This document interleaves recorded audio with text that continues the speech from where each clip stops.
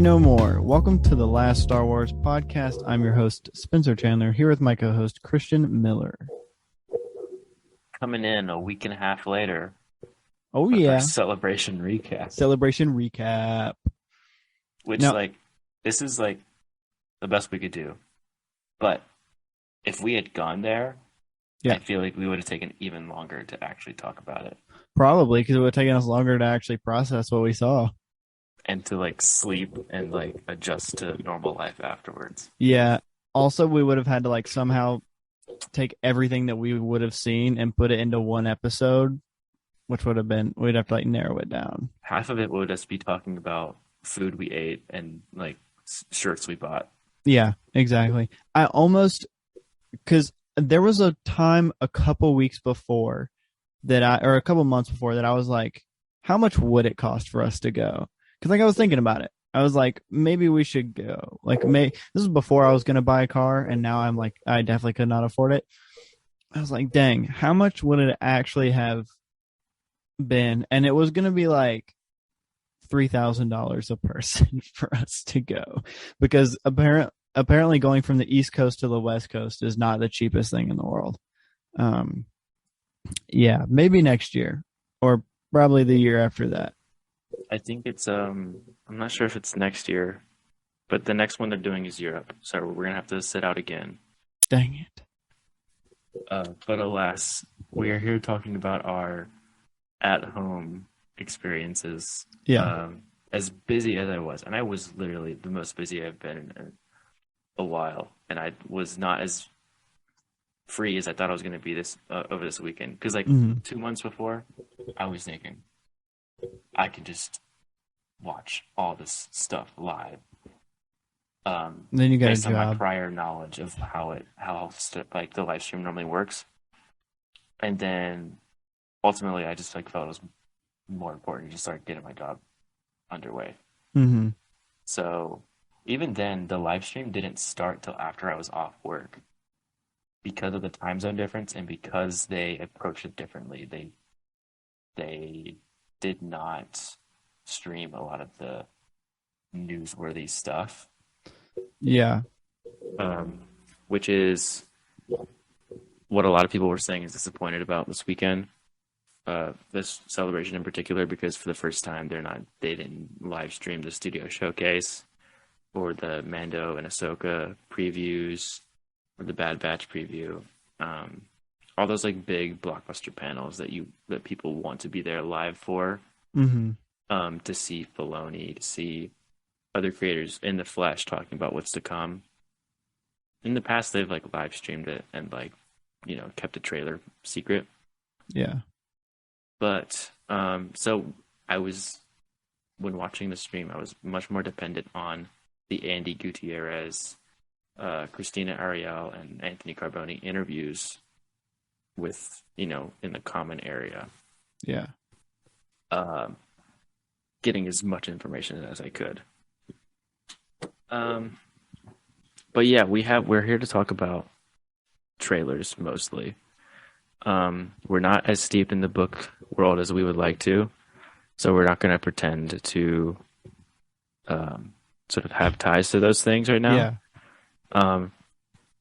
And this is going to be, I don't know, a lot of it is kind of like a future Star Wars episode, and I think an opportunity for us to process what Star Wars has kind of been since we started doing this podcast.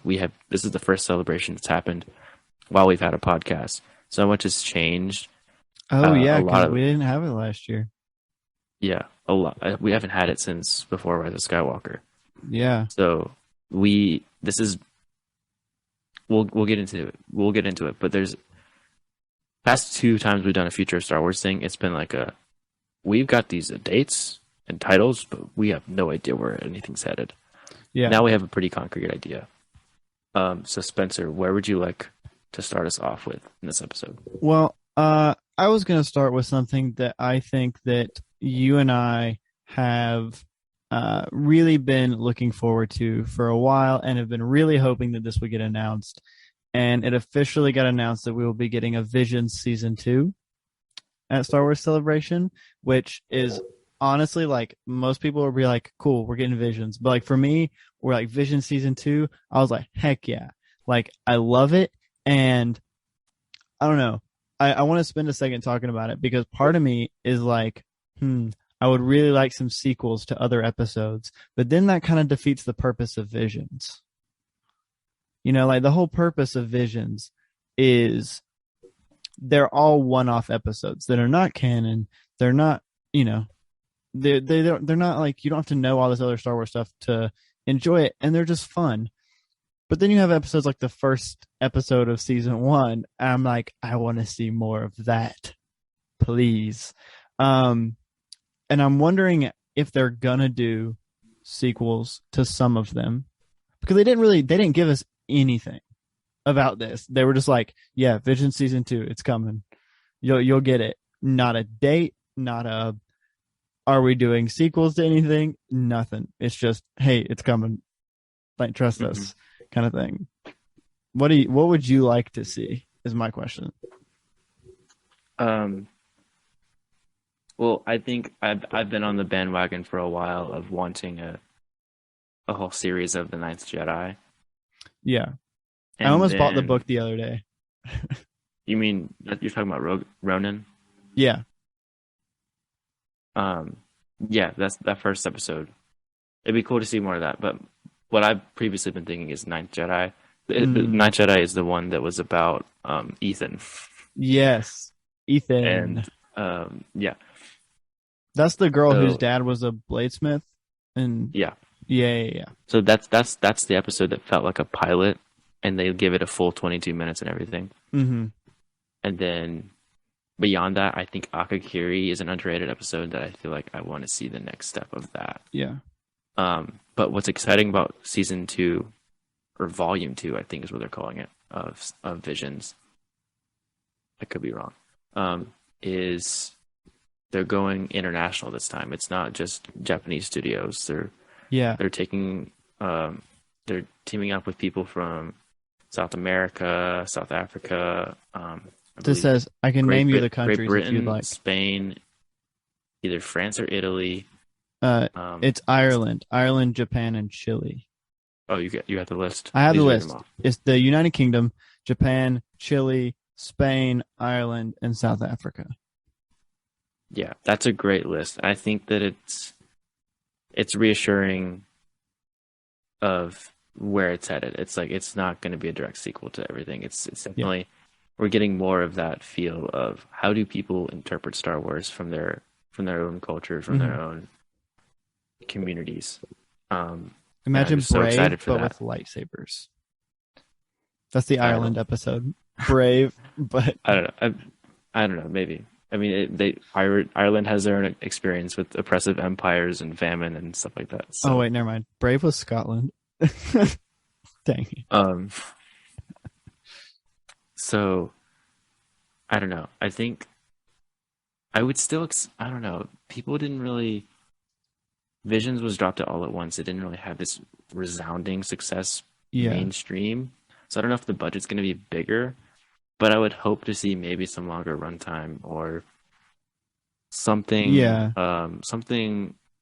I don't know. I would hope that it steadily rises in scale in terms of what they're able to make, not necessarily story scale, but just what they're able to make. Mm-hmm. I don't know. There were a lot of the episodes I was like, man, this really needs to be longer. But then part of me is also just like, I like it. I like the 14 minutes or the whatever it was, 16 minutes. I'm like, it's cool because you can just turn this episode on whenever. And it's really good for people who like, I know my roommates, it was like the only thing that they ever watched of Star Wars that came out last year. And it was like, but it was fun because I got to sit in with them and watch it. And it was like, that was a really fun talking point. And they were like, what do I have to know before I watch this? And I was like, nothing. Just watch it. And they're like, are there going to be cameos? I was like, there's a cameo in like one of the episodes. There's like, Literally, you are perfectly prepared if you vaguely remember seeing Star Wars as a kid, yeah, because it matches up with that exact feeling, I feel like. it does. It really does. And like, I think that's the perfect thing about this show. And it's why it's why you and I have both been really campaigning for the season 2 to come out. And a lot of other people as well. So I'm just excited that we have, uh, we have that on the way. I hope it's not too far. But wait, there's more.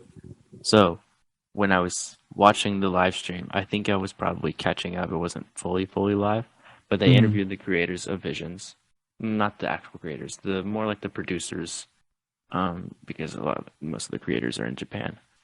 Um, the producers were saying, yes, there's a season 2. Here's all the things cool about it, and the future of Star Wars anime is bright. Mhm. And animation takes a long time to develop and to make. Yeah.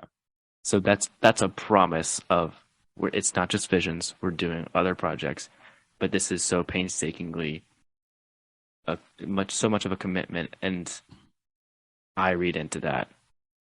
It's Yeah. based partially on reception to the first season. That's why they can't really concretely say anything other than we're working on stuff. Yeah.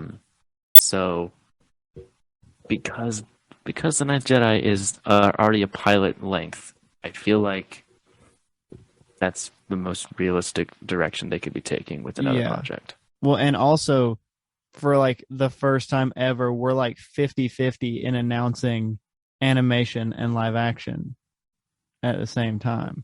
Like, You there's counted them like it's all like even for this for what we got. maybe let me count. So for today's episode, we have 1, 2, 3.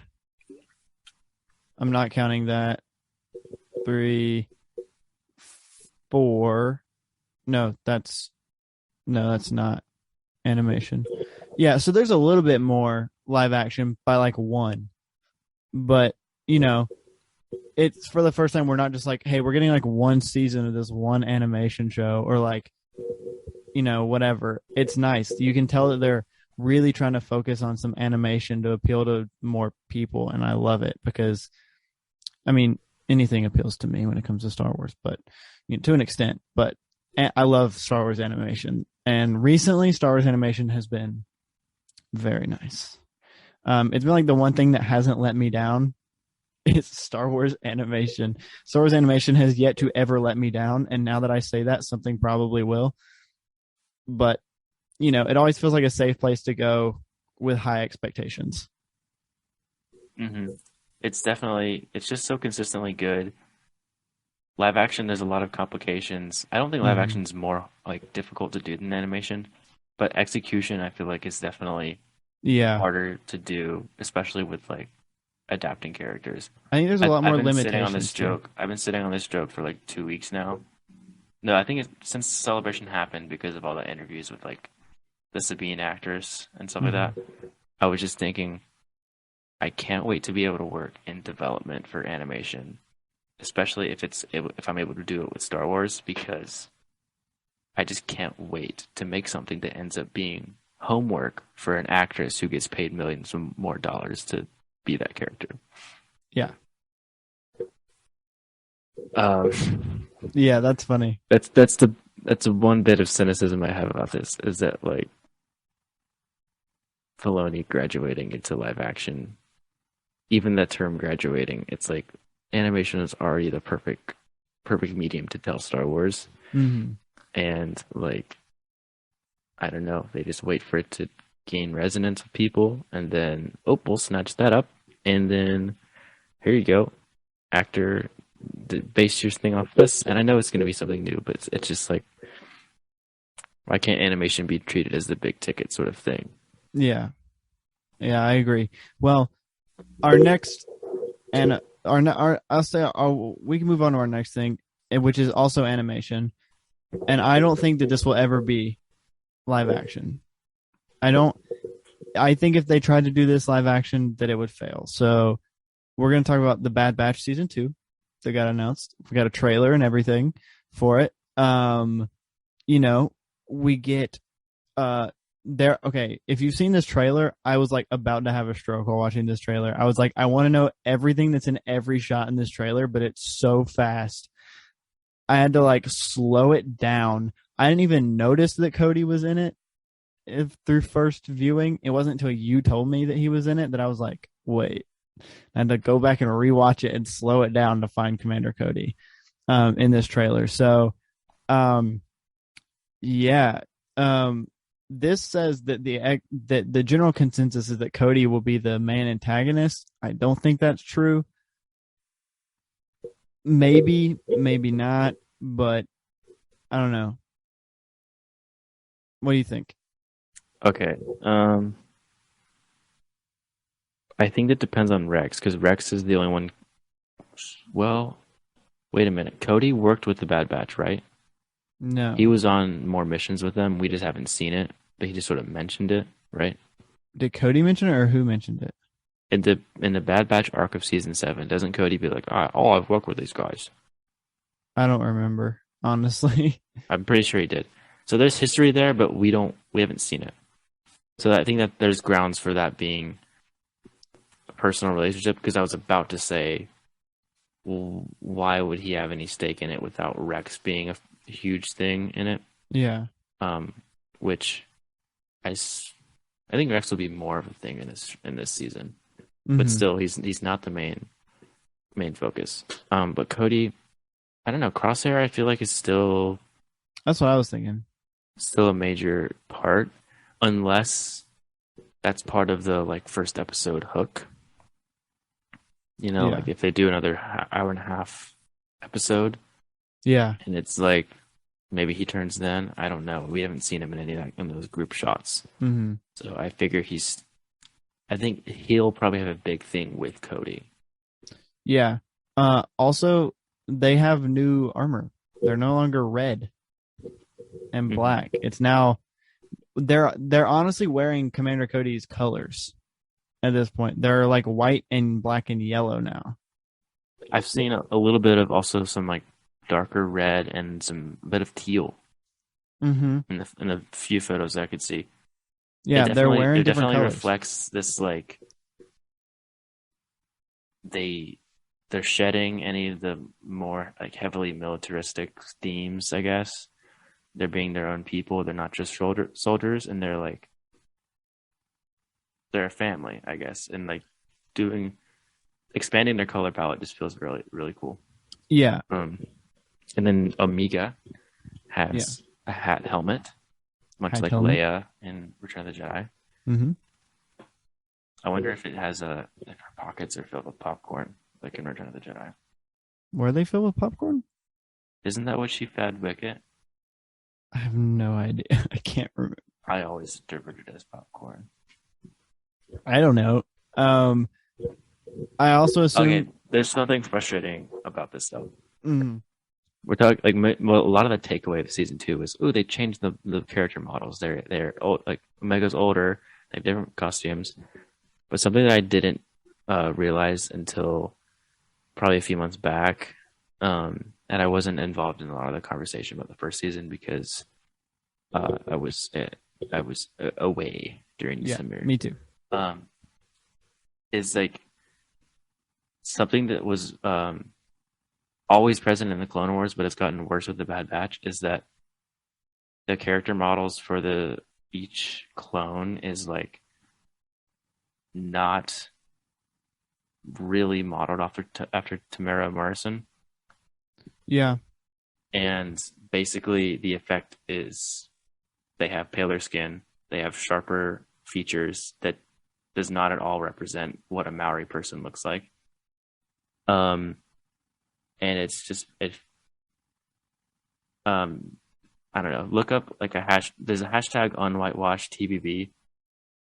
Um, there's it's just very frustrating to see that Lucasfilm not consider any of these comments of like, and the fact that they must not have many people who care about this within their own production that like they get to be like, oh, we have Book of Boba Fett and Tamara Morrison, and we get diversity points for him being who he is and what he's bringing to the character. But in animation, it's like, oh no, we can just change it. It doesn't really matter, especially because it's the Bad Batch. They're presented as like these genetically superior characters, Hmm. and then making them more white does not suggest the best idea in Yeah, terms of it's especially I didn't think about that. especially Hunter, where they're just like, oh, he looks like Rambo, like, but Tamara Merson looks nothing like Sylvester Stallone. Yeah, Um, and I this same thing with Wrecker is the most similar, but then that is wrapped up in these like stereotypes about Native men about being more aggressive and like dumb, and these like I think what's important about considering these criticisms is that like it's not just an animation style because these things do not apply to white characters. Um, it's not just the art style thing; it's a thing that disproportionately affects actors and people of native descent, especially. So I don't know. I think it's important to note, and it feels weird. I've seen certain areas of fandom talk about it a lot, but not the people I want, not the people who I have followed closely talk about it. yeah. I don't know. I don't even know what we can do. I mean, I've signed a petition, but I don't know what else they will do. Plus, there's the D. Bradley Baker thing of it all. Um, but yeah, I can get engaged with the show, but then there's also that behind the scenes sort of Yeah. nagging thing of like representation. They for as much applause as they've been getting recently, they still need to correct some things. So Yeah.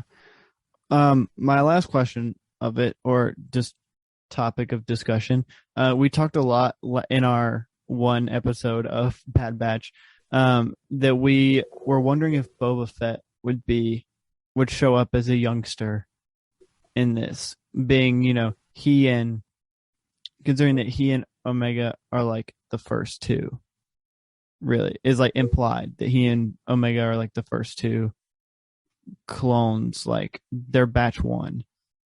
mm-hmm. Um, so now that Cody is in it as well as Crosshair, do you think Boba will show up at all? Yeah, I think there's still like some animatics of like canceled episodes of the Clone Wars that the show was canceled so they didn't get to produce them, and then they weren't kept for season 7. Mm-hmm. That had Boba Fett facing off with Cad Bane. Yeah, and it was how he got the dent in his helmet. Yeah, I would not be at all surprised I if wouldn't that either. features in this. If anything, I would be open to it. Yeah, I think it's necessary too because for as good as some of the callbacks were in Book of Boba Fett that allude to the prequels and Clone Wars, Mm-hmm. I think it's really important that we bridge those timelines. I know we talked about filling in the Stop gaps, the stepping stones. Just do the but like bridge. I don't know. It didn't connect in my head, Mm-hmm. It still felt And like yeah, two separate, very separate projects. yeah. So When I was like, I think Boba was one of the most underappreciated characters in Clone Wars. When they were doing Clone Wars, like all the Boba episodes were like pretty good, and then but they did like 3, maybe. And so it's like I wanted more Boba in Clone Wars, and I wanted if you're gonna put a character like Boba Fett in a TV show, Star Wars just has a problem with putting Boba Fett in for enough so that they can go, hey, look, it's Boba Fett, and then not do anything with him. It happened in mhm. Clone Wars, and it happened in Book of Boba Fett. Honestly, they put him in there and and they then it, said, hey, look at him, and then didn't really use him in a cool way. and then you had the 1313 project, which was I don't know if it was always going to be if it was going to be multimedia or like they changed it, but it was going to be a TV show and or a video game starring Boba Fett. Yeah, I remember that there was going to be a Didn't video get game through. where you played Yeah. as Boba Fett. Yeah, and they just didn't. So yeah, there's a lot of Star Wars not doing Boba Fett well, or just like not doing him to the full potential that they could. So I really I would love to see that kind of era of Boba Fett and seeing the gap between him being an angsty little boy who doesn't want to take orders from anybody and him being an angsty teen who doesn't want to take orders from anyone. Hmm. I think it would be interesting. Yeah. And then for the Bad Batch themselves, I just for the sake of them getting to do stuff, I want Tech and Echo to just do stuff. Yeah, I want an episode with just Tech and Echo, please. It doesn't have to be that, but like give them more That stuff would to do. be. I know we like this whole like in a way the Bad Batch gets to do even more of like some of the grand stuff Mandalorian does. I know Mandalorian is at the end of the day episodic, or what we get to see with what we're figuring we're going to see with Andor, where it's like 20, 30-minute episodes and it's long and you really get everything and it's this Mm, sweeping thing. Like the pilot episode was almost an hour and a half. yeah. I think it would be cool though to take a Clone Wars approach of like do little batches, you know? Yeah. Like Clone Wars gets a lot of good reputation for having those dark arcs with Maul and the Mandalorians and Yeah. Mortis, all kinds of it goes into those dark feelings, but they also have those droid arcs. Yeah. Um, I don't know what would the George Lucas whimsy be in Bad Batch if they're interested. They would have to do like it would have to be like Echo and Tech by themselves though, because anything that has Hunter and Wrecker in it immediately gets like way too like let's make a plan. No, I don't want to make a plan. I just want to smash things, and then it's just like the same thing over and over again. So they have to get Tech and Echo by themselves on like some weird planet where they have no idea what's going on or I think something. like they crash land with like speeder brakes or whatever onto a desert island, Mm-hmm. and there's a separate episode where the rest of the batch is looking for them and they're going through hell trying to reach them, and they're like they're not doing okay. They are suffering without us. We need to get to them. This is too hard. We need to fight through this battalion or whatever. And then meanwhile, Tech and Echo land on this like nutrient rich island that has all this food, and they just make up a bunch of recipes Yeah. Yeah. and they're doing it totally fine. And it's just 22 minutes of them chilling, making a bunch of food. And then every once in a while, every couple of minutes, it like switches back perspectives to them just like fighting and almost dying, and Just then a bunch of right like a back. lava rain just like falling Yeah, down on yeah, them. and then right back to Tech and Echo being just perfectly okay. What's Omega Oh, doing? with, Where, with, where with does? Echo, Echo's got a whisk hooked up to his arm and he's making batter. But where is Omega during all this I think she'd be the third person, probably. with Tech and Echo? Yeah. Yeah, yeah, for sure. Yeah, Or she's asleep in the ship. yeah, she's just asleep the whole time. Oh, that would be so good. Anyway, let's move on to our next cool announcement. But we forgot to mention Gunji. Yes, Genji. I love him so much. He was like my favorite one in that episode of Clone Wars. Um, oh, he was my favorite. And yes, There, he's coming back. okay, so he's really cool. He's in the Gathering arc. Mm-hmm. I think we're seeing Kashyyyk in the trailer for some of the shots. So definitely getting to see some of the Empire's backstory with Kashyyyk. Yeah. Definitely want to After know the all droid about attack that. on the Wookiees. Yeah, but there's also I would not be surprised if Hondo shows up. And with Hondo, if we're talking about Order 66 survivors, the other girl, man, I forget her name. The girl, what's the species? She's the same species as Adigalia in that Gathering arc. She gets a connection with Hondo, and she almost leaves to be a pirate, but instead she Oh goes back yeah, to save her friends. I had this headcanon of her surviving and then being like a pirate with Hondo. with Hondo. Yeah, that'd be cool. If that's I don't know if Gunji was never a possibility in my mind. So with that being a possibility, I feel I'm like coming that's back, dude. Wookiee Jedi, I love it. Also, his lightsaber was like by far the coolest out of Mhm. all of theirs because it was made of wood. It was sick. Anyway, uh, Is it resistant to blasters though, or would it burn up? I don't know. It's not Don't worry about it. Don't worry about it. It's Star Wars. He's too good of a Jedi. He wouldn't let it get shot. All right. Let's go to. I would dare to say that besides Visions, this is the animation that I am most excited for. And this was something new. I didn't know this was coming. This may have been known beforehand, but Dave Filoni is going back to animation because he will be doing Tales of the Jedi. That is going to be sort of an anthology series. And it is going to feature different episodes for different Jedi, including Mace Windu, Count Dooku when he was good Dooku, and Qui-Gon Jinn, but as young Qui-Gon Jinn. Liam Neeson is confirmed to come back to the role, and his son Michael Neeson will voice the younger version of Qui-Gon Jinn.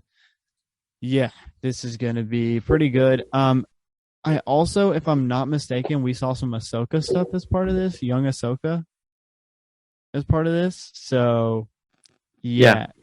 So to clarify, all those characters you said are going to be in the show, but the 6 episodes are these mirror image arcs, not arcs, but like series. One's Dooku, one's Ahsoka. Oh, okay. So it's Dooku and Ahsoka at 3 different points of their life. And with that, Dooku trained Qui-Gon, so Qui-Gon's going to be in those episodes. We see Anakin as a baby, or Ahsoka as a baby, and we the biggest takeaway image is a picture of, or an actual production still of her mother carrying her in like a harness. Yeah. And like just hiking in these like beautiful lush forests. It's interesting. I don't know. We're finally getting to see these origins of Ahsoka, and but like with this 2022 budget of animation, where like Filoni just like wants to put everything into his favorite character. In a lot of ways, this is fan fiction just for Filoni. Yeah. Which I'm torn because sometimes I rip on him for being a little too vain with his characters. Yeah. Of bringing them back because of ownership rather than like really bringing something new. Most of the time it works in terms of bridging everything, making it feel cohesive. But it's him returning to animation, and it literally feels like just a passion project that like was not mandated. It's just like, yeah, I want to do this, so I'm doing it. I also think one of the things that people have been asking for the longest time, or that people have wanted to see for the longest time, is either a young Dooku, or like, you know, Jedi Dooku, or young Qui-Gon. Like, I know that I've always been curious. I've always been like, yeah, there's like books about it, but I also don't read a lot of Star Wars books. Like, I would love to like visually see this, and I think animation is the best way to do it. Like, definitely.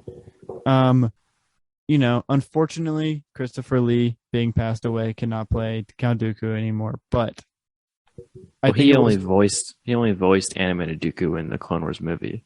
Yeah, exactly. So we're used to the exaggerated, you know, animated sort of everyone can be sort of. Yeah, it's almost like a brighter tone than the original.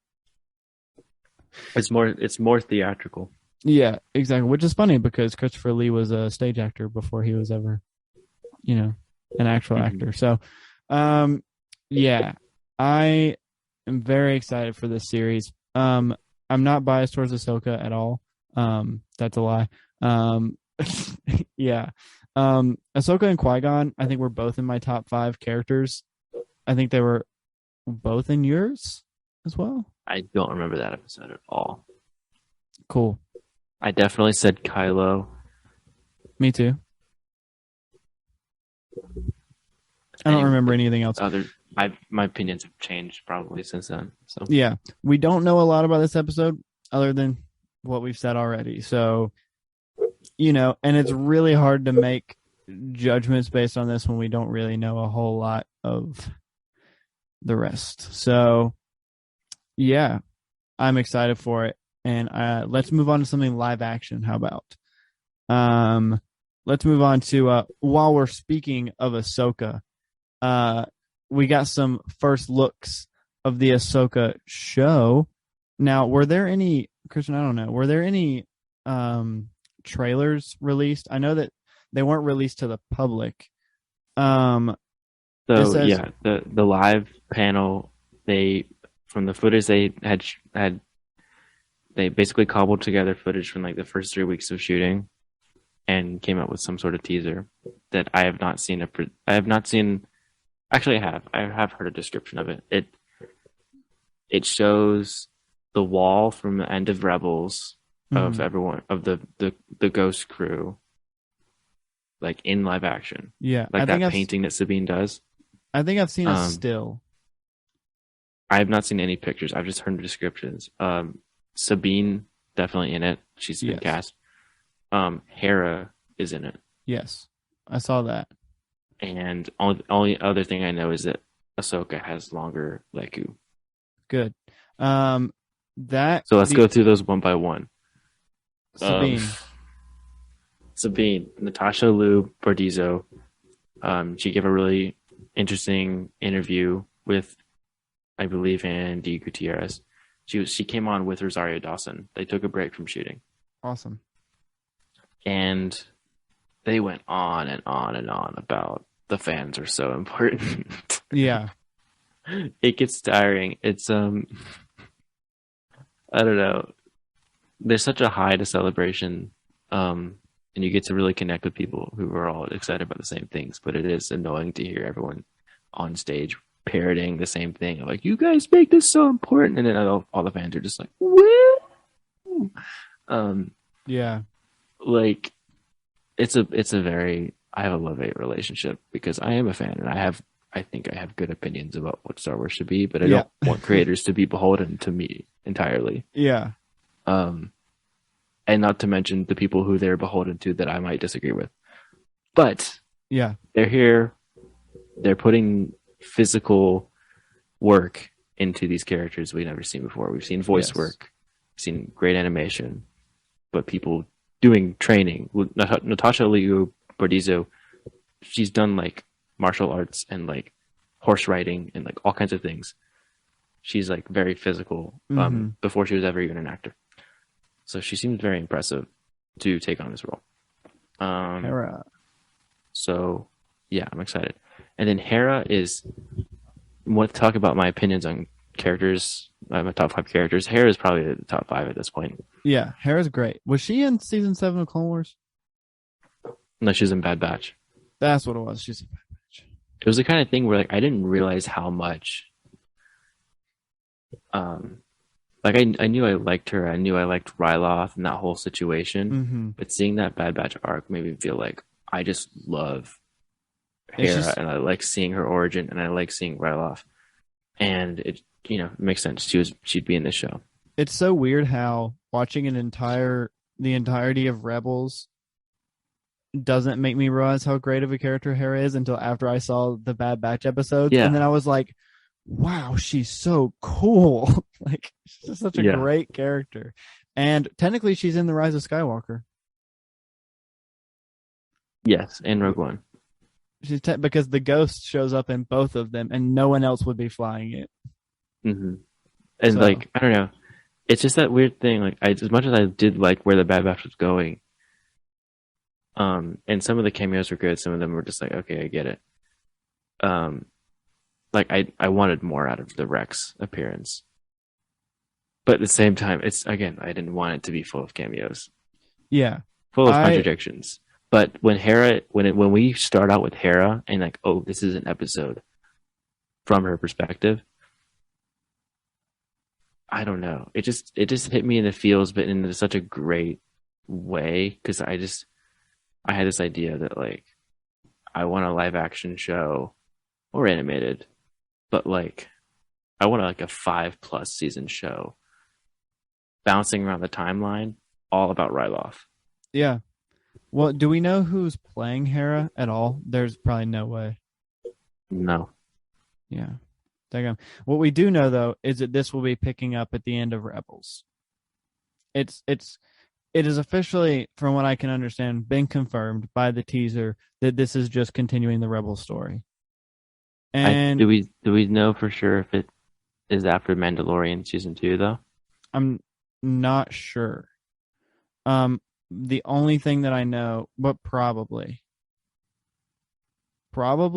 but all I know is that it's doing the Ezra, finding Ezra, therefore finding Thrawn, which makes me think that it's after Mando season 2 because she's still looking for Thrawn in season 2. So I think it would have to be. Um, Oh, I know. because Okay, this is what I think. This has been confirmed. The what we see at the end of Rebels with Ahsoka the White, that happens way after. that is after Mando season 2. Yeah. Yeah, because that's like So years later. what I'm thinking this is, hmm, I don't know, because I don't know if because you would think you'd go through a season of transformation before you get to that Hmm. image of her, but that image of her is right before they go on the quest. Yeah. So I don't know. Well, we also are probably going to get Ezra because I know there was a rumor about a year ago that Ezra will be played by, I cannot remember the guy's name, plays It Aladdin. was,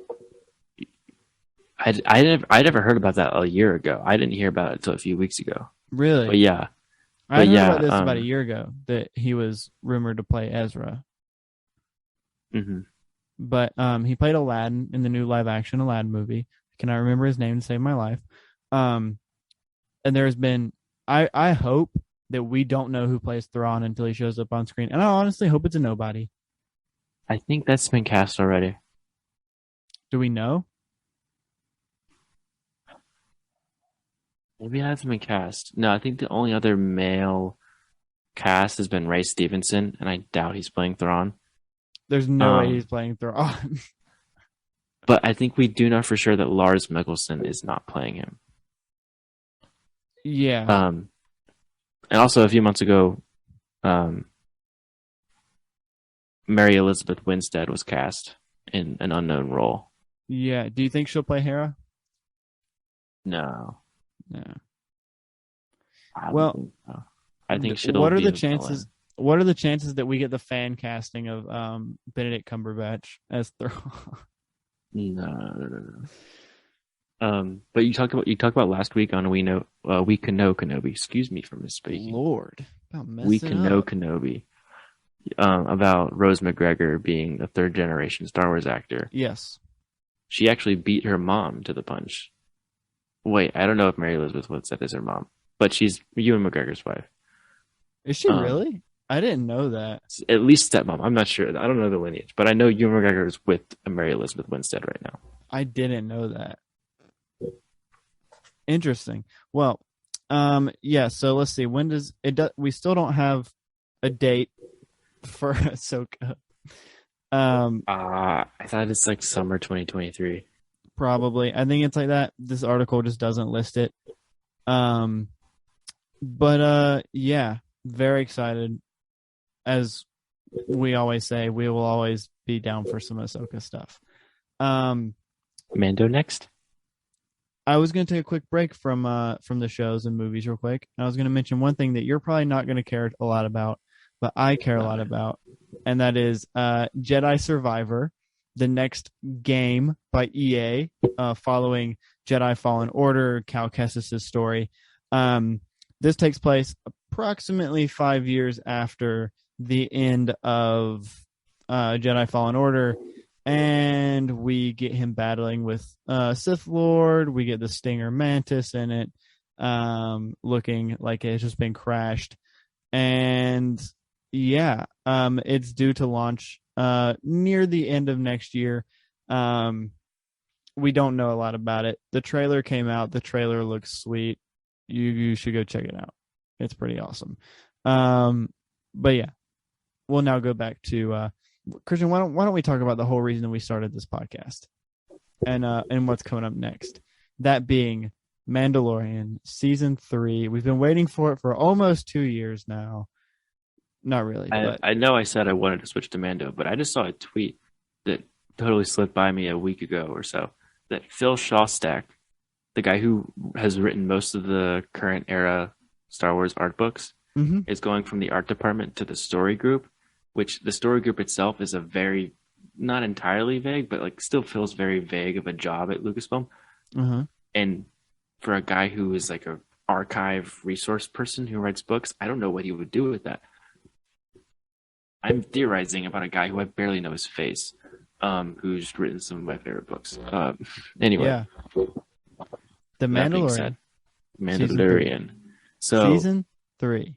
very important things that you didn't bring up, I don't think, because we just started talking about it. February 2023. Mm-hmm.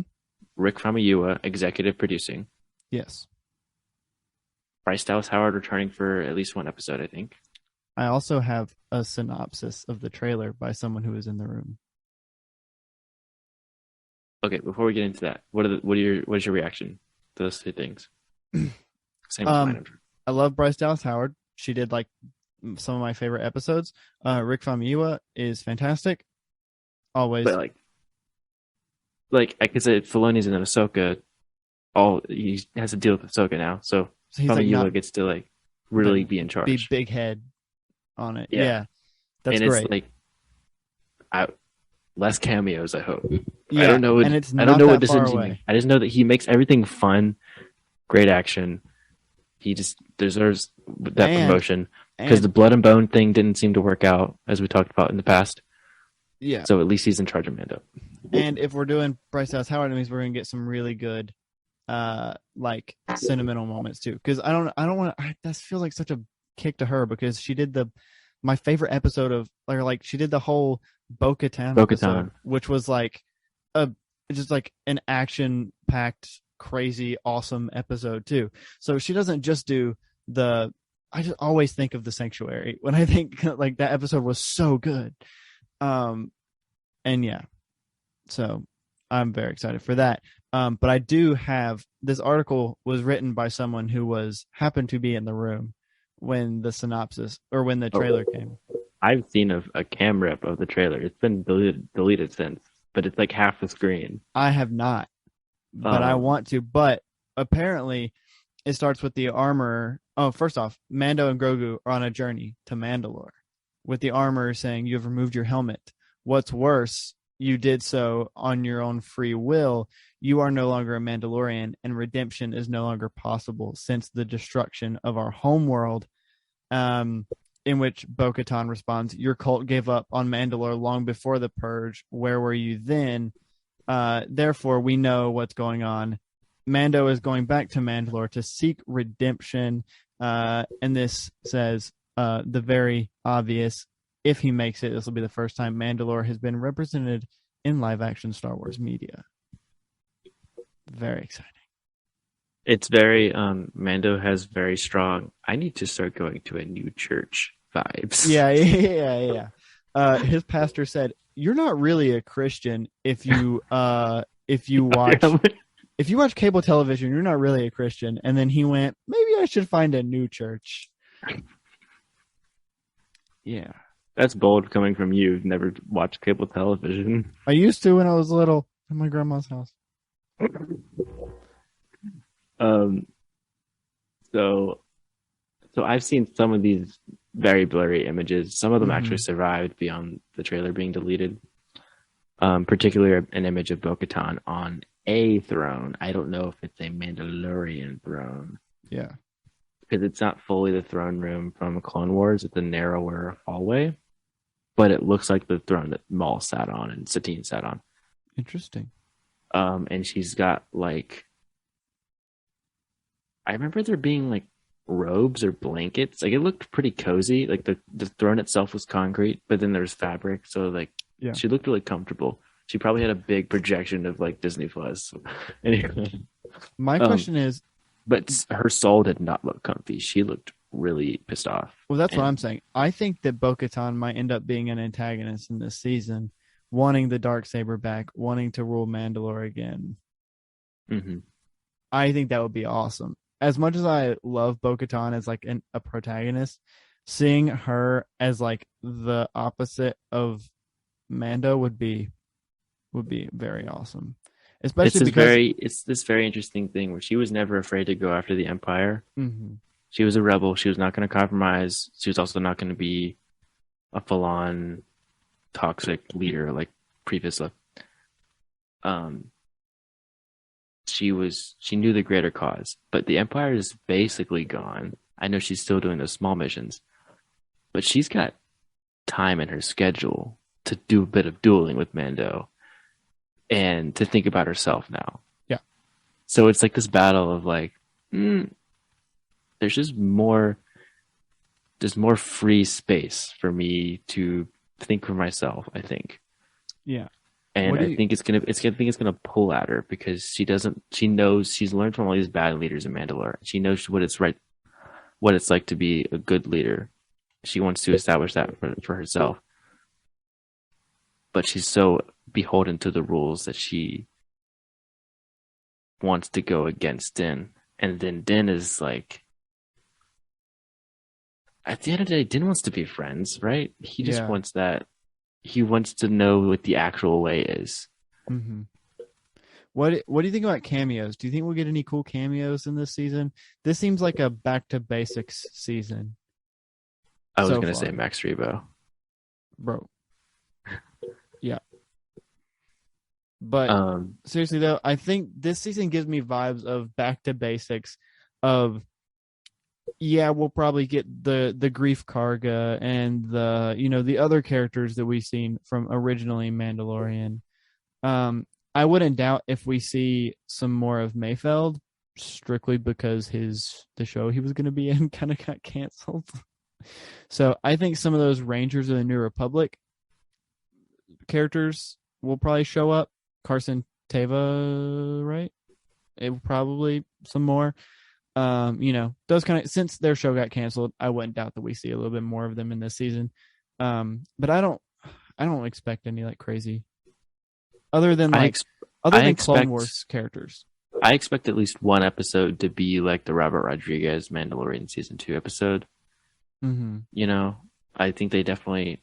I don't think they're gonna bring back Book of Boba Fett, but they're not gonna kill it either. I think they're gonna keep it alive in some way.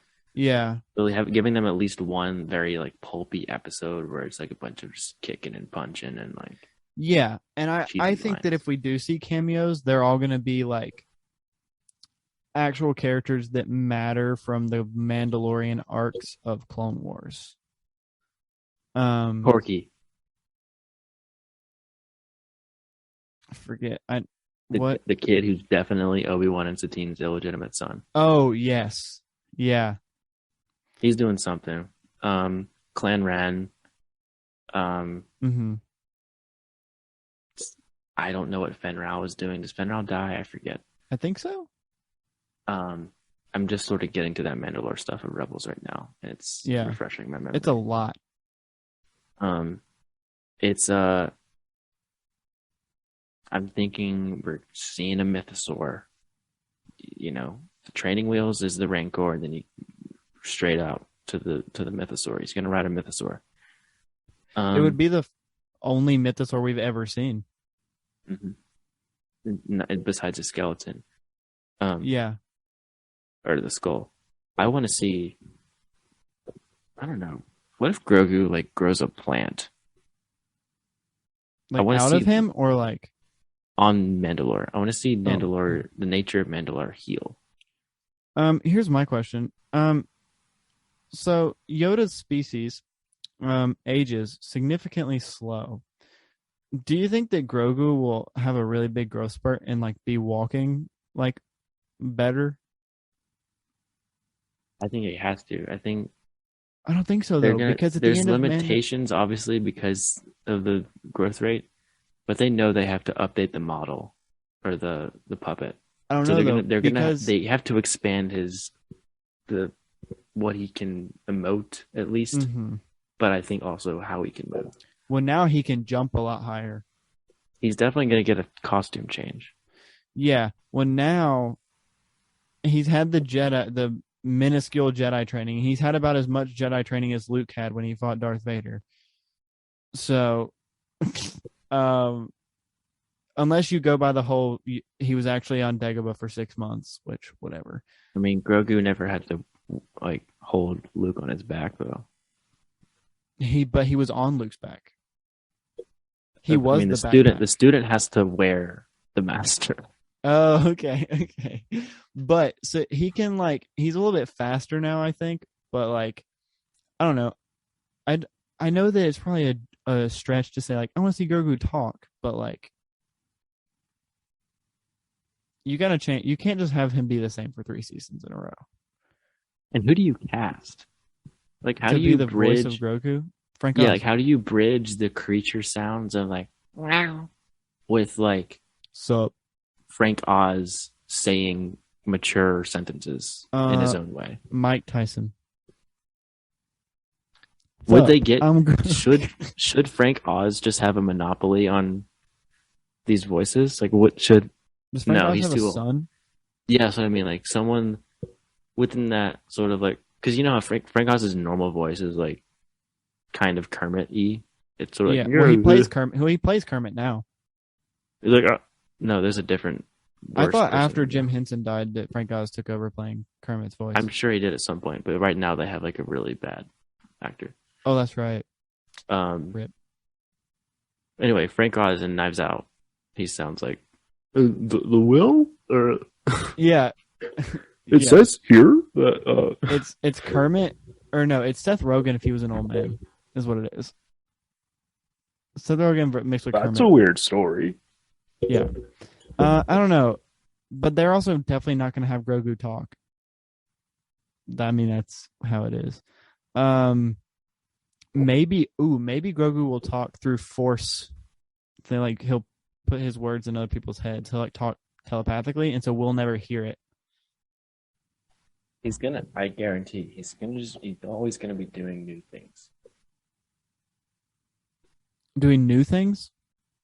Yes, Oh things yeah, we've never seen before. We never expected him to see, never expected him to eat a macaroon or eat frog eggs yeah, or yeah, or jump on a stone. Talk about stepping stones. yeah. Um, so which okay, speaking of, I went on that whole monologue um, during the Mandalorian episode of Book of Boba Fett where I was like, they are bridging the prequels with the original trilogy. Mm-hmm. And I was nerding out about the design. I was also doing this sort of metaphor of nostalgia. I'm not talking about nostalgia here. I don't have to think about that since but talking about going back to Mandalore and further legitimizing this sort of connected visual language, but also story. Yeah, Just feels very exciting.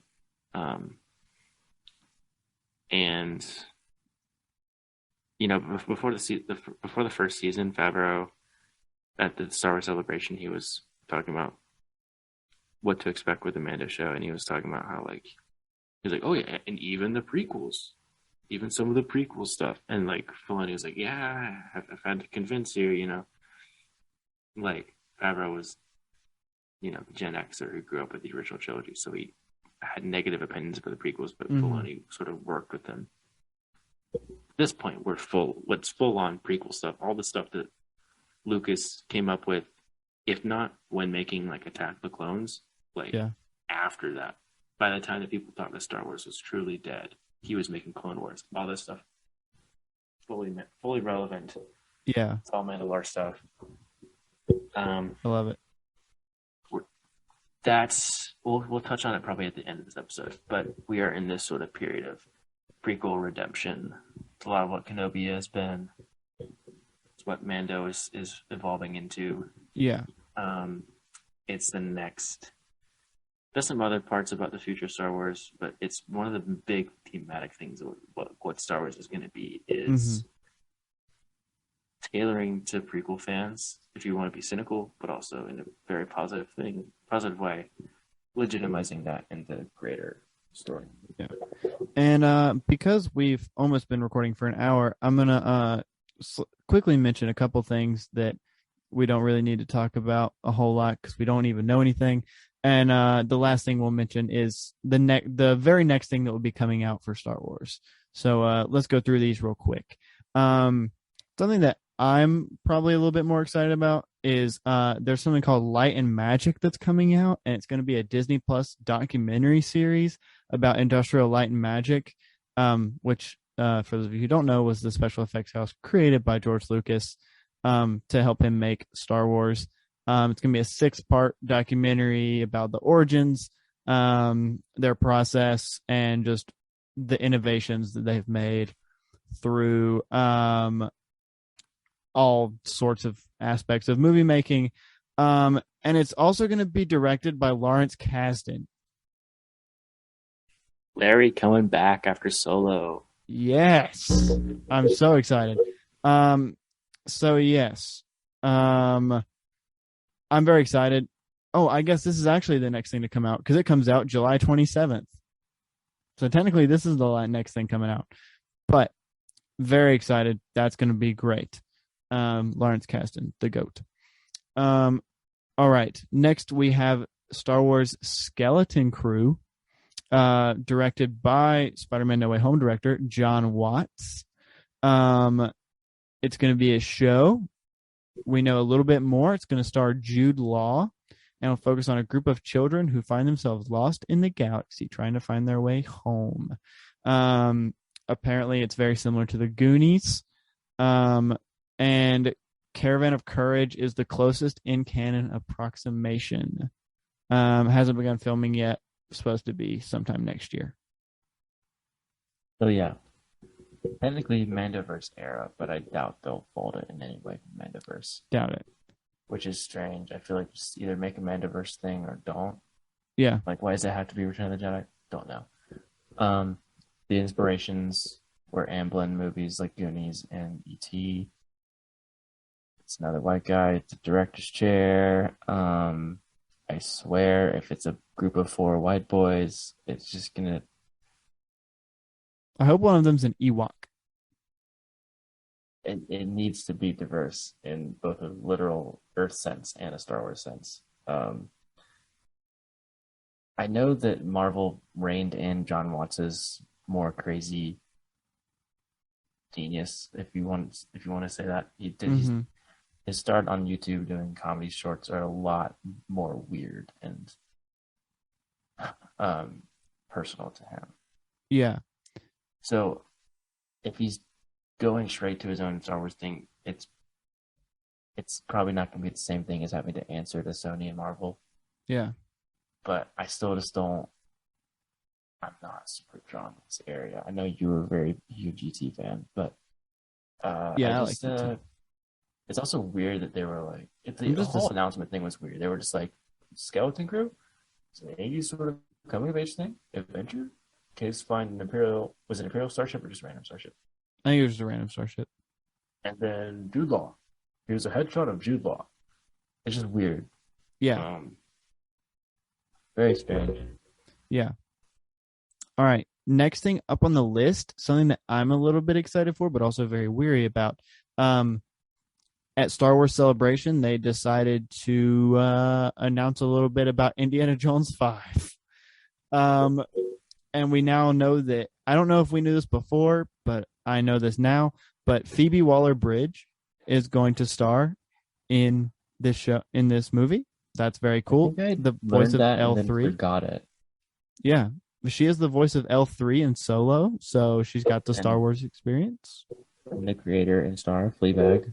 Yes, I always forget because I've never seen Fleabag.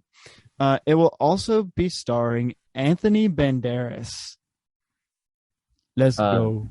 Awesome. And also, if you want to watch Fleabag DVDs at my house, you can literally just break into my house, and my parents will probably won't notice. Sweet. And this will be the last time that Harrison Ford will play Indiana Jones, and the score will be provided by John Williams. Johnny Dubs. Yeah. So, am I excited about Indiana Jones 5? Yes. Do I have high expectations? No. I kind of do. Well, okay. So, it's being directed by James Mangold, who did Logan. So, I do have high expectations for it because I think Logan was really good. But it's going to be different. We're not in the typical Spielberg era. No, and this is probably going to end up taking place in like the 60s or 70s. Groovy. So yeah, it'll be cool. I think what to expect is for as much as Mangold is going to try to adhere to the classical style, he's either going to make it very J.J. Abrams homage sort of thing, Mm-hmm. precious about everything, or he's going to deconstruct it like Logan. Yeah. It's not the same. You can never have the same as Spielberg doing his own thing and being like, No. I'm going to set a whole set piece in a nuke town, Yeah. or like all the stuff that they were going for in '08. Well, Which Steven Spielberg's whole execution wasn't always the greatest, but still you cannot fault their daring. No, and listen, we talked about this when we talked about Indiana Jones. Crystal Skull is not the worst Indiana Jones movie. Like, everyone thinks it is, but I think you and I both agreed that Temple of Doom is worse. Like, did I ever bring this up? It's not a full on like explanation, but I saw an article or snippets of articles that were basically saying that like during Temple of Doom, Lucas and Spielberg were going through really bad divorces. Yeah. And they were in terrible moods, and like it's possible, it's not fully provable, but it's possible that they kept on going darker and darker with the movie because they were just like so hopeless at the time. Well, and then Steven think Spielberg ended up it's marrying hilarious. the lead actress from that movie, so and they're still married to this day, so You got better. yeah. The last thing that we'll mention is a cool little thing that we're not going to talk about because it's very much not Star Wars, but we may do a episode about this in the future, but it's going to be the sequel to Willow, the 1988. I don't know. We talked about Indiana Jones, which isn't Star Wars, but we've seen those movies. We have not seen Willow. We've not seen Willow. That's why we're skipping this. So But it is fun to see Erin Kellyman, who is Enfys Nest. I want to see her again. Yes, and we get to see Warwick Davis. Yes, also Star Wars gay. So Yeah. This is a sequel to the original, apparently, that came out in the 80s. So, yeah, neither of us have seen the original one. We'll probably at some point watch both of them and do an Is Willow Star Wars for both of them. That will probably... I've seen those episodes of the Clone Wars that are very fantasy Willow inspired. Yeah. With R2 and C-3PO. So I know what to expect in a way, but I'm sure it'll be charming. All right.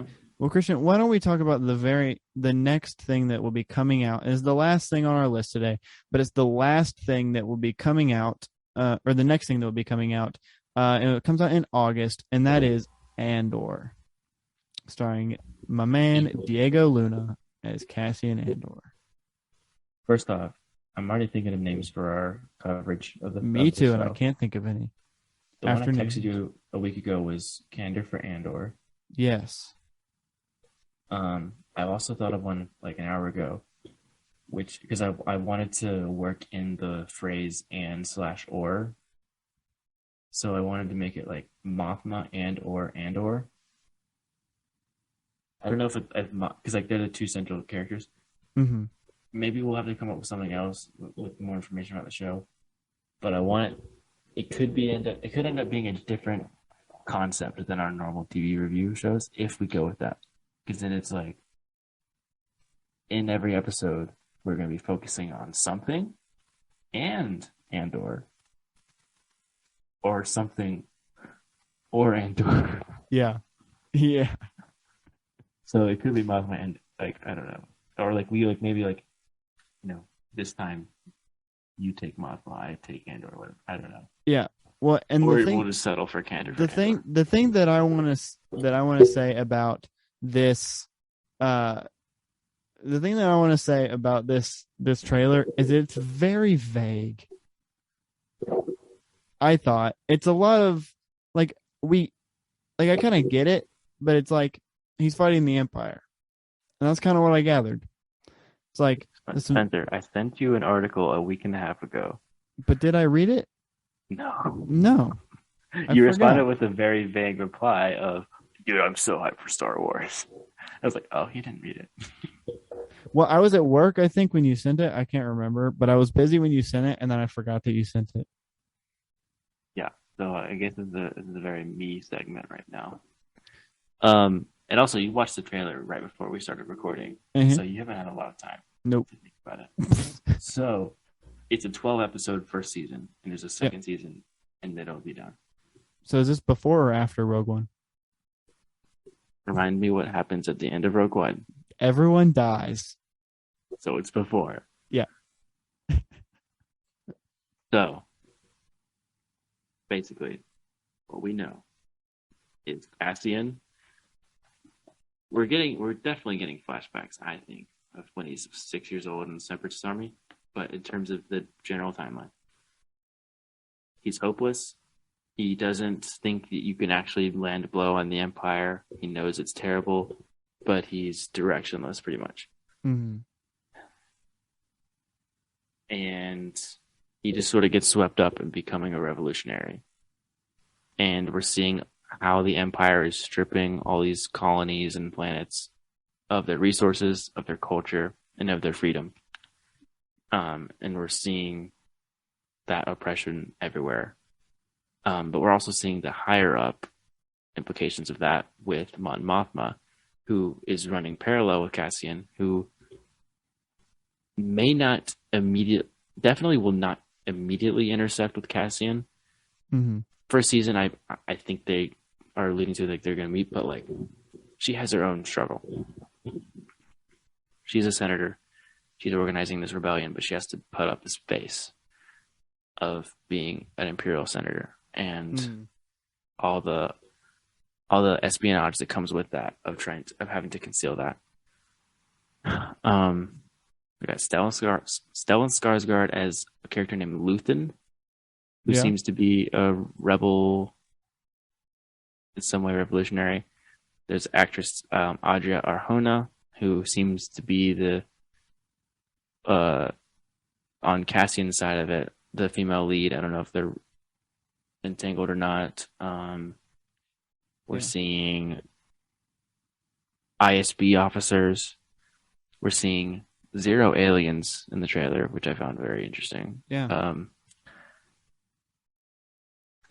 We've seen, as I talked about in one of the We Can Know Kenobi episodes, because I just couldn't help but talk about it, a time grappler who bangs the drum for whatever time it is, I think. It also looks like but a also big thing it feels like maybe hitting. And it feels like a protest in the same way. The way it carries through the trailer feels like a protest against the Empire. Yeah. So he's grappling time, but maybe he's also grappling a rebellion. We have Killing Eve's Fiona Shaw at the end, where she's like, "That's the sound of a reckoning," and I think she's a radio host. That's my headcanon. She looks like a radio host, like the sound of reckoning. She looks like she's in a booth or whatever. Yeah. She looks like she's a broadcaster. Yeah. So my question is, do you think, have we heard anything about Jimmy Smits, if he's going to be in this? I think so. You think he is? I think so. Because now that he's coming back to the TV shows, let's put him in this, because he and Mon Mothma were both very big proponents of that rebellion there. So I think if we're doing Mon Mothma, you kind of have to do Bail Organa. K2SO is a no for season 1. Dang. But that makes me even more hyped for season 2. Yeah, dude, K2SO is like top tier droid comedy, man. And then something we've known for a while, because they did like a featurette at D23 last year, is it's all practical. Most of it. It's not the volume. Yes. It's filmed in London. A lot of on location stuff. We also found it out because people found the set while they were recording. And full-blown creature departments. Yes. Neil Scanlon coming back since either Tross or Last Jedi, I think was the last thing he did. Full-on stuff, okay? Tony Gilroy, who created the show, he said that there are like 125 speaking characters, I think, in the whole show, and 75 are important. Wow. He is bonkers. He will just say whatever he wants. He was saying stuff like yeah, in this episode, this is when we meet this person. Like I forget some of the details from the article, the Vanity Fair article. But like I was into it. I'm not because it's refreshing. That is the creator of a show for Star Wars is like, here's what you should expect. Yeah. I think that's refreshing, and he said he has the freedom to do that because Cassian dies at Rogue One. I just think it's so cool. One of the things he said is that this is going to make you rethink Rogue One. It seemed like a bit of a shock-inducing, like trying to make it. Either the article phrased it like this, or like he phrased it in a way that's like, "Ugh, forget what you think you know," sort of thing.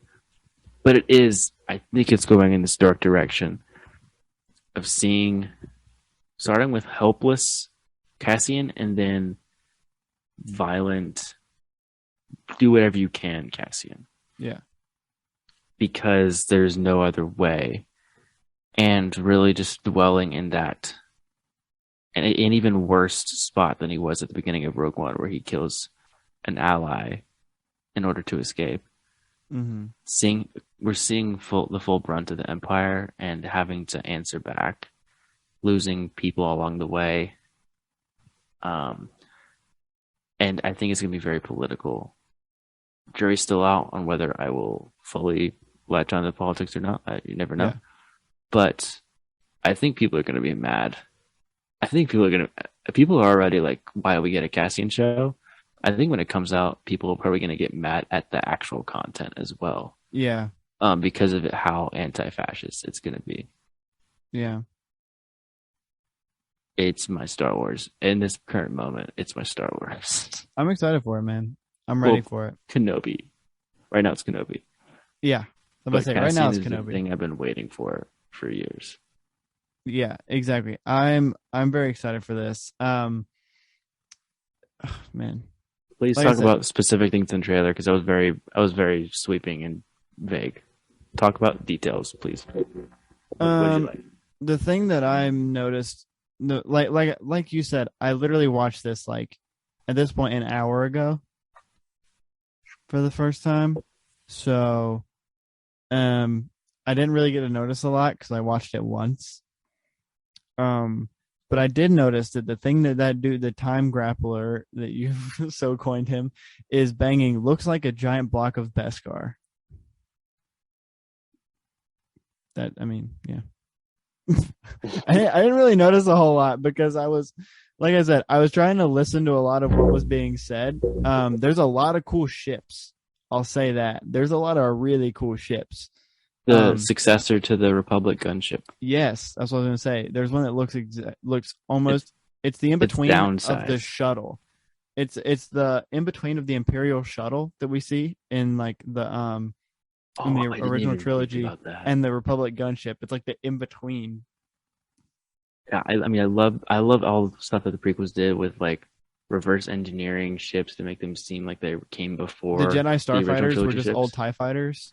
Yeah, that's what I mean. Like, I love that, showing that transition from the Republic to the Empire. I never thought about the gunships having wings like the Imperial shuttles. Yeah, they're just they're just like the OG versions of the Imperial shuttles. Well, the Republic also had their own versions of those shuttles that like serve the same function. But the fact that the wings are the same, it's really cool. But yeah, it looks downsized. Doesn't have the laser orbs. It's probably just simple, like a one-man cockpit and then like a 6-person transport hull sort of thing. There's also a nice little sports car that Mon Mothma has. Oh yeah, on Coruscant. We're going back to Coruscant. Let's go. Why does everyone want to go back to Jakku? Why does Tatooine? Everyone wants to go to Coruscant. Take us back to Coruscant. We haven't literally. I don't think have we seen Coruscant since 2005, since Revenge of the Sith. Well, Clone Wars, I guess. Okay, but other than Clone Wars, season 7 is the last time we saw it. Okay, but like other than animation, have we seen Coruscant since Revenge of the Sith? Rogue One flashback. Yeah. With Galen Erso and Jyn Erso at like Imperial dinner party. That was a really cool set too. As far as minimal as it wasn't like a huge Coruscant thing. They had these little Imperial pill lights. It felt more like you're in a studio apartment than you're on a military base. Yeah. I just love how they always incorporate those shapes. Yeah.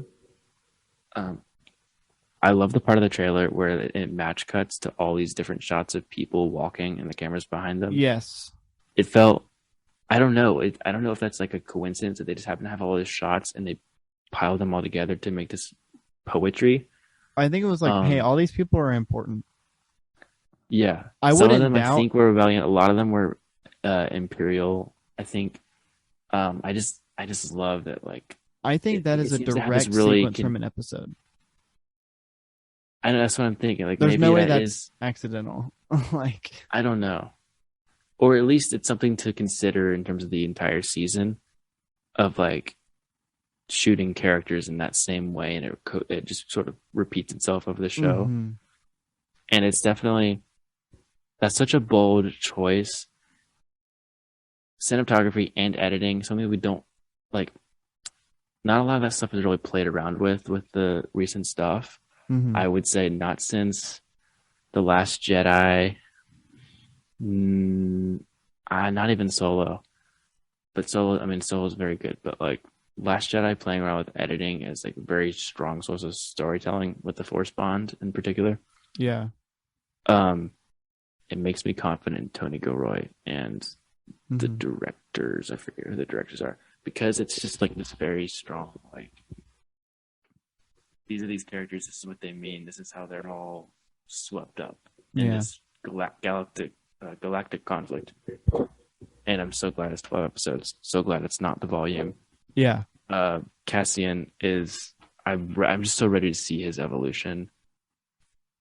This is K2SO is going to hit so hard in season 2 because we're gonna see the loner Cassian. You know, we're Yeah. going to show why he needs this friend. I think K2SO is not going to make him better in any way, No. but he does. I think he does help. He's going to serve a different purpose. And we're going to Yeah. see it. It's going to be great. Other cameos you think could happen? No, I seriously don't think there's like I don't think. because it's Tony Gilroy. He's the guy. He's the Star Wars writer who's so good at writing Star Wars, but he doesn't like Star Wars. He literally gave an interview. He's like, "Yeah, I came in to do rewrites for Rogue One. They needed me. They had no idea what they were doing. I'm not a fan of Star Wars, but like, I'm really good at this shit. Like." And then he comes back for the bag and does a big show. Yeah. And I don't know. Yeah. I don't think he'd be like Rex needs to show up. He's not going to do that. No. Um, I think that the farthest they'll go is Mon Mothma and Bail Organa. yeah. Maybe some think other that's- people that we see in the background of some rebellion stuff, but I think further evidence of that is the fact that there's no aliens in the trailer. yeah. It's like, oh, he definitely wants to make his political allegory, and he wants to show real humans. Mm-hmm. And he doesn't want to make any sort of metaphorical, like, oh, this is a different culture. He wants to be like, these are humans that feel like who we see in the news. Yeah. Or who we are surrounded by in our cities and stuff like that. I'm trying to think if there were any Imperial people that we might see. We might see Krennic? Krennic. I don't maybe. think so. Because Well- the Death Star needs to be secret. That's true. That being said, I do want to see Bodhi. I just want Yeah. to see him whistleblowing. I feel like that could be the end of season 2, Mm-hmm. where Bodhi makes that choice, because it's something that really Rogue One suffers from is not seeing. Like Bodhi's very important in the story, but we don't fully feel Yeah. all that he went through. Mm-hmm.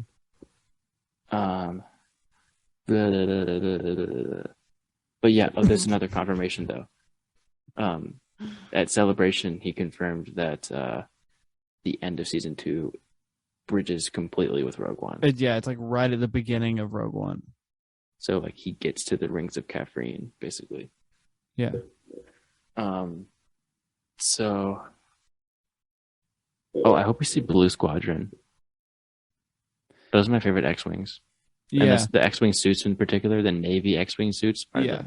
the most beautiful X-wing Yeah. suits. Well, and okay, but if that's what makes me think that K2SO. That's why I don't understand about why he's not showing up in season 1 though, because when we see him in Rogue One, it seems like he and Cassian have been together for a long time. I think.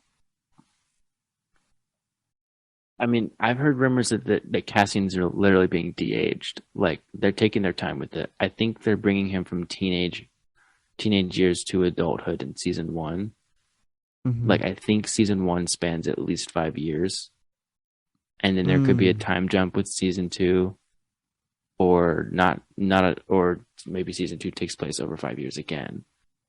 I think K2SO will show up in the last episode of 12 season 1. episodes lets them explore a lot. I seriously don't think I don't think Alan Tudyk said like a while back that he's not in the show.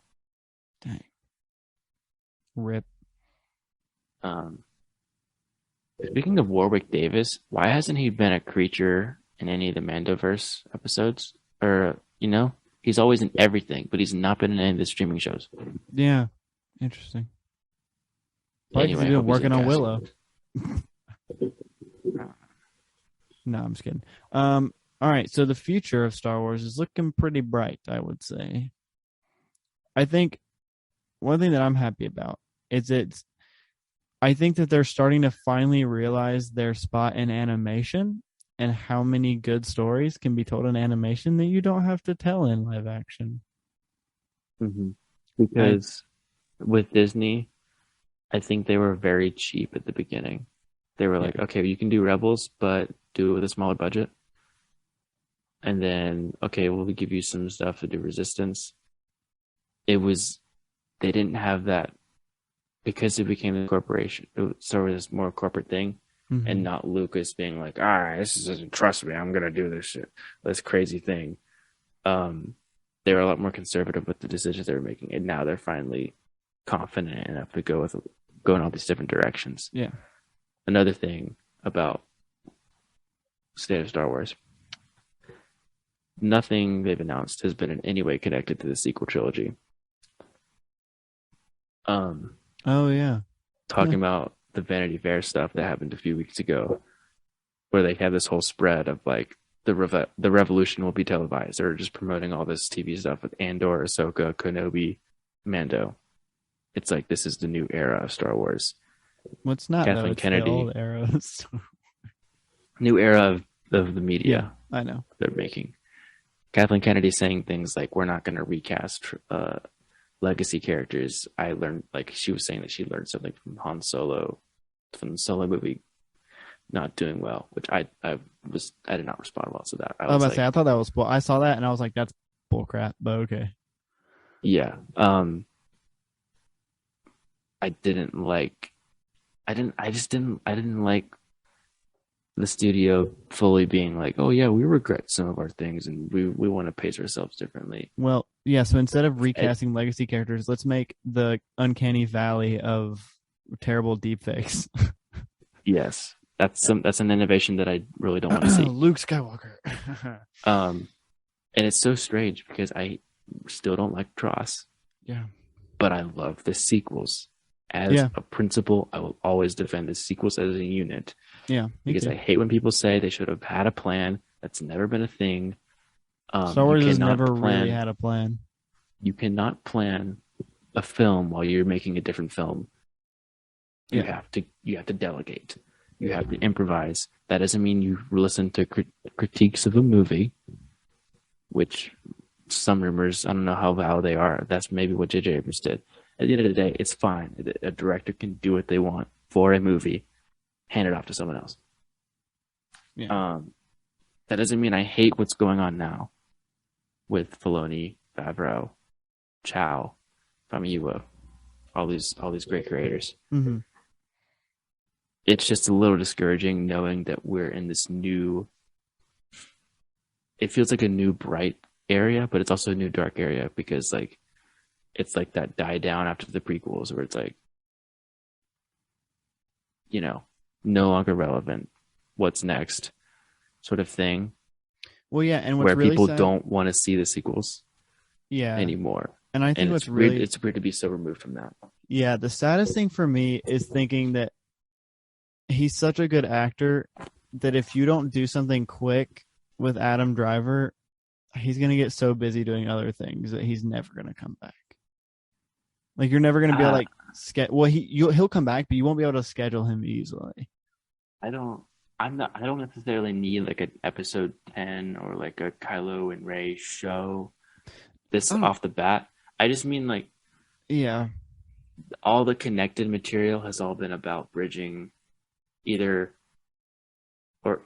building Return of the Jedi out so it connects to Force Awakens, setting up the state of the galaxy, or like bridging everything around Order 66. Well, but Mando is starting to be like Rise of the First Order though.